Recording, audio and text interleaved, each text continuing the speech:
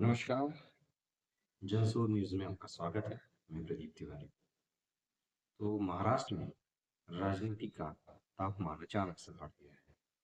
जहां पहले बीजेपी, शिवसेना और अजीत पवार और इस जीत से बड़े खुश थे, अचानक से ही वहां पर कुछ मतभेद सामने नजर आ गए।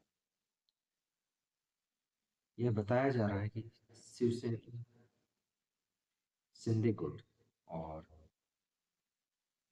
पवार गुट, बीजेपी के वरिष्ठ नेता, वर्तमान उप मुख्यमंत्री और पूर्व मुख्यमंत्री देवेंद्र फडणवीस को दिल्ली तलब किया गया। कहा यह जा रहा है कि यह बात अजित पवार गुट और शिवसेना के शिंदे गुट के प्रमुख एकनाथ शिंदे को पसंद नहीं है। उनका कहना था कि बीजेपी अपने नेताओं को तो दिल्ली तलब कर सकती है और उनसे विचार विमर्श कर सकती है, उनके नेता को तय करने की जिम्मेदारी भी उनकी है, वो निभा सकती है, मगर दूसरी पार्टियों के नेताओं को, उनके प्रमुख नेताओं को उन्हें दिल्ली तलब नहीं करना चाहिए। बहरहाल समय की स्थिति भांपते हुए और किन्हीं मजबूरियों के तहत ये सभी दिल्ली पहुंचे,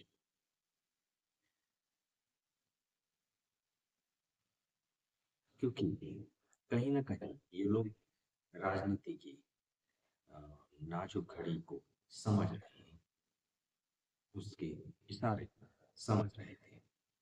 दिल्ली को इन सभी को बुलाया गया, बैठक हुई। बैठक में विचार मंथन प्रारंभ हुआ। पहले तो मुख्यमंत्री पद को लेकर ही विचार विमर्श हुआ। इसमें आम सहमति में दिक्कत आई। शिवसेना के एकनाथ शिंदे, जो कि पहले मुख्यमंत्री थे, वर्तमान में भी मुख्यमंत्री हैं, और बीजेपी और शरद पवार गुट के अजीत पवार, इन सब के बीच मुख्यमंत्री के पद को लेकर बहुत विचार मंथन हुआ। एक राय बनती दिखी नहीं। बीजेपी के मुख्यमंत्री पद के लिए दावा करने पर इन पर एक असहजता देखी गई।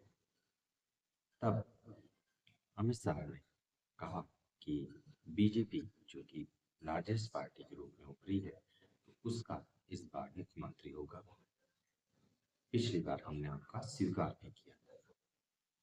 जैसे तैसे इस मुद्दे पर एक आम सहमति हुई और एक राय शुमार बन ही रही थी कि इसके बाद अचानक एक अमित शाह ने नई बात इन लोगों के, इन नेताओं के बीच में रखी कि महाराष्ट्र के अगले मुख्यमंत्री देवेंद्र फडणवीस नहीं होंगे, बल्कि कोई नया चेहरा बीजेपी की ओर से तय किया जाएगा, या बीजेपी अपनी, जो कि उनकी एक पद्धति, वो बताते हैं कि विधायक दल के नेता का चुनाव विधायक दल करेगा, और उस तरीके से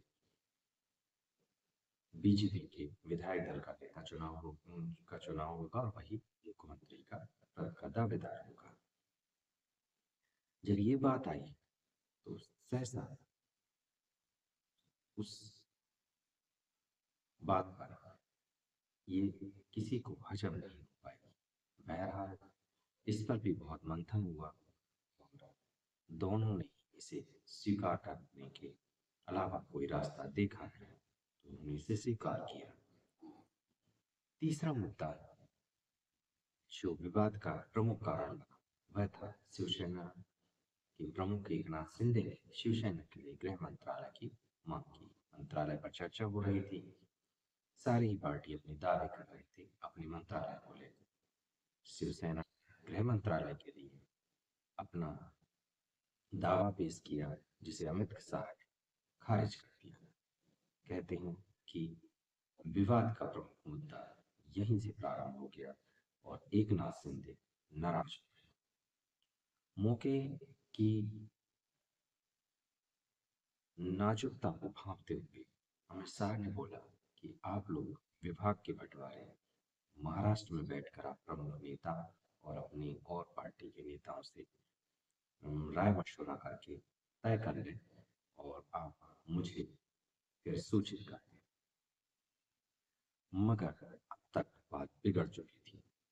एकनाथ शिंदे महाराष्ट्र आते हैं और वे बजाय इस पूरी प्रक्रिया में शामिल होने के वे अपने गांव निकल जाते हैं, जिसे उनकी नाराजगी के तौर पर देखा जा रहा है। अब ये नाराजगी किस स्तर तक जाती है और महाराष्ट्र की राजनीति किस करवट लेती है, यह आने वाला समय बताएगा। अभी तो स्थिति यह भी हो गई कि क्या महाराष्ट्र में बीजेपी की सरकार बेहतर तरीके से बन भी पाती है या नहीं, ये आने वाला समय ही बताएगा। देखो पत्रकारिता और बुलंद आवाज पर प्रचार है, तो लाइक और सब्सक्राइब करना ना भूलिए। देखते रहिए। जय सूर्य। नमस्कार।